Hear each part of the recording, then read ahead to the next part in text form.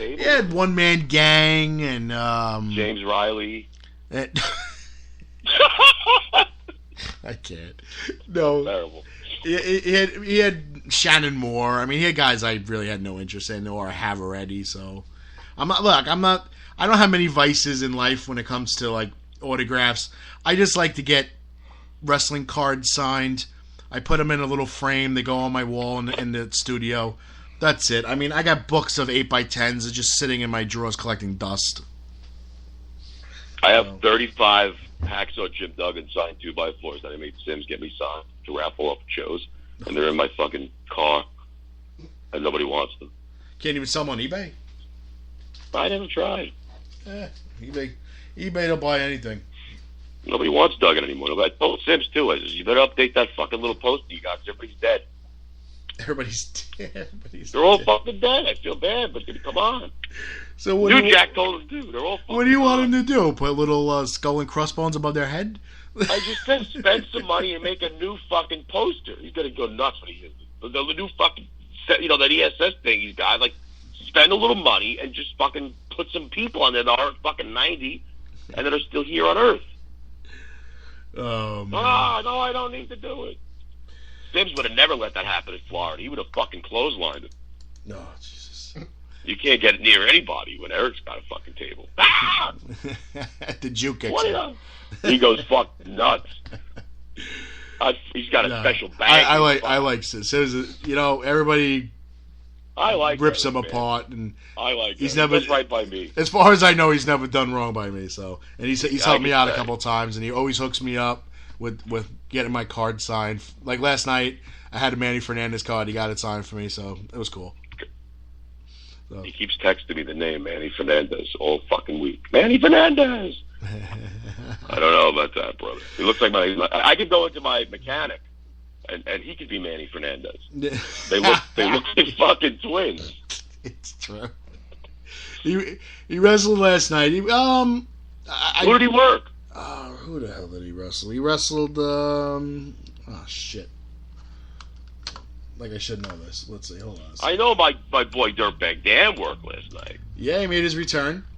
Love Dirtbag. Huge pop on his return. So love Dirtbag. The Duke of Dust. He was back. So fucking cool as ice, Dirtbag Dan. He's been fired more times than anybody in the history. He just keeps back. He just keeps on coming back. No, because they just come back on their own. Like him and Banks, they do it all the time. They just fuck with me, and then they just leave, and they come back. And it's like, I feel bad. It's like, all right, man. Can you stop being a dick?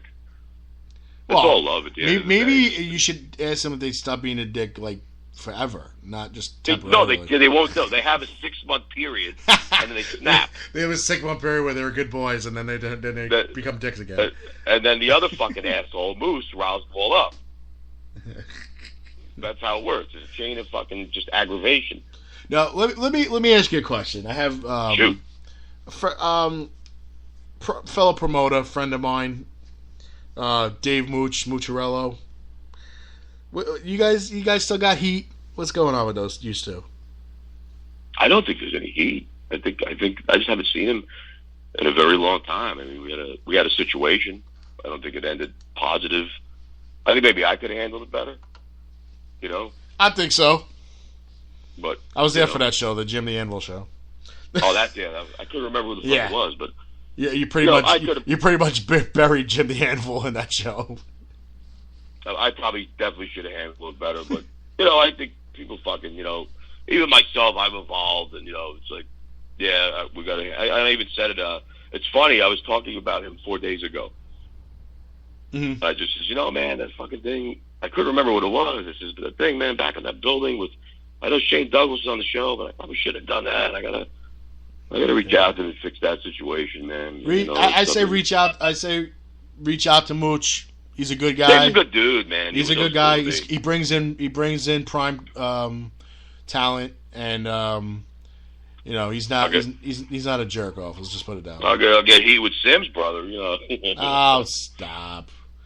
You can't use you want heat with Sims? I'll start bringing in Bischoff and Shivani and Bob Orr, and dude, I'll bring in all those guys, and Sims will just look at me and he'll have like those fire in his eyes. I'm a huge mark for Bruce Pritchard, man. I always listen to his podcast. I think he's fucking awesome. Let me tell you something. Awesome guy. I dealt with him twice. I would do it again in a heartbeat. He's a really nice guy.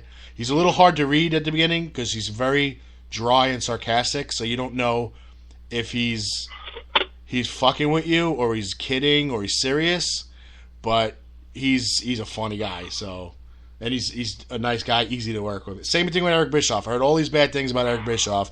Eric Bischoff has been one of the nicest guys I've met in this business. So there's people on crack, so I don't know what the problem is. A GoFundMe for Charlie just texted me, and he sent me the GoFundMe for $25,000. Yeah. How much does it have? I'm gonna text him right now. So I know he's Charlie. If you're listening to this, find out if fucking people bought this. This is important information. We're investigating this situation to make the fans know that the facts are the facts. Let me text this fuck. Find the amount out. Because when it was sent to me, it was only up for a day, and there was no donations as of yet. So no donation. This fucking. I wish they would. I mean, I'm in Bayville next Friday night, man. And I wish they would show really him. And I'm in Bayville, New Jersey, with Flash Funk and fucking Snitsky Mania. You know what? Do me a favor. Later on, at some point, when you're behind the computer, share that poster on my page. I will. Because I might just pop in there because the one thing I like about one thing I like about Bayville, you get to see a little wrestling, but on the way home, if I get out early enough, I can stop at Roy Rogers. Yeah, that's right up the block from that building. I know. I got Monsoon looking for it right now. Charlie's looking for it. How much is in the fucking, what is it called? In the fund. How much has been collected?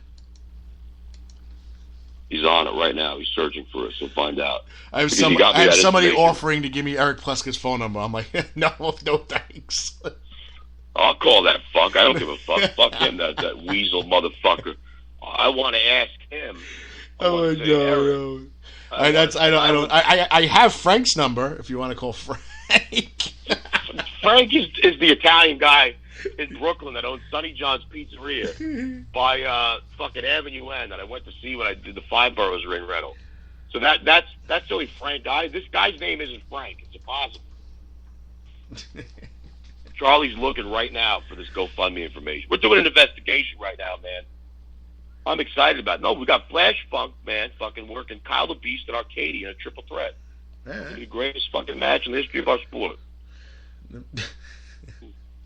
I stole that one from Shivani, brother. Everything's the biggest thing ever. It's funny with Shivani. I mean, he just some people love him. A lot of people hate him. I like Tony. I liked him too. I mean, I liked his fucking WWF. He was recognizable. You knew who he was when he was on the mic. It's, the problem with WCW is that they had literally had so many broadcasters in such a short amount of time. I mean, they had Shivani, they had Bischoff, they had Jesse Ventura, they had Bobby Heenan, they had Larry Zbyszko. That died? Who's the other guy? The guy who used to do the fucking call-in fucking from... Well, they had Gordon Soley for a while. No, the other guy with the giant mustache. What the fuck is his name? Mustache. I don't even remember. Lee Marshall. Okay. Oh, that was early days. I'm talking about like Monday Night Wars time, and there was other guys too. They had besides that. They had Tenay. I mean, they Tenay was the worst announcer ever. I fucking could never stand Tenay. They had another guy too. I can't remember off the top of my head, but they had so Mean Gene. He never did. Oh yeah, and Jim Ross, Bobby the Brain. They had so many guys. I mean, I know Jim Ross left before the Monday Night era, but the Monday Night Wars. But it's just yes, they had so many announced. But Tony Schiavone, to me, he was kind of the voice of WCW during the wars. Oh, see, look at this. I got a notification now, and I can't see who wrote it, but somebody wrote something on my status that I was going to be the anti-Venom. That they said, Rob Fury robs charities. That's cute. Because Yeah, SWF can rob charities with the fucking building attached to a charity. I love when they say that shit. I love it. It absolutely is amazing. All right, we have to say thank you to your boy Frankie Love. Oh, fuck that fucking guy. I gotta send him some shirts.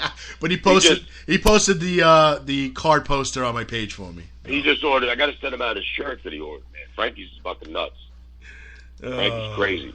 Chris Banks brought me Frankie Love years ago. Frankie Love. He was like your old wasn't he like your old commissioner? He was initially Chris Banks' head of security, which I thought was the greatest thing ever. And then Banks got mad at him for something. I don't remember what it was. And then he was the fucking commissioner. And then I don't know what happened to him. I don't know what happened. But he's a good dude. I like Frankie. He's Italian, bro. We got to stick together. Even if I got heat, there is no heat, bro. Again, he's got to stick together. I'm fucking outnumbered. I got this fucking. I don't even know what plastic. I will say this though: when Frankie Love was like your commissioner or president, whatever he was, he had.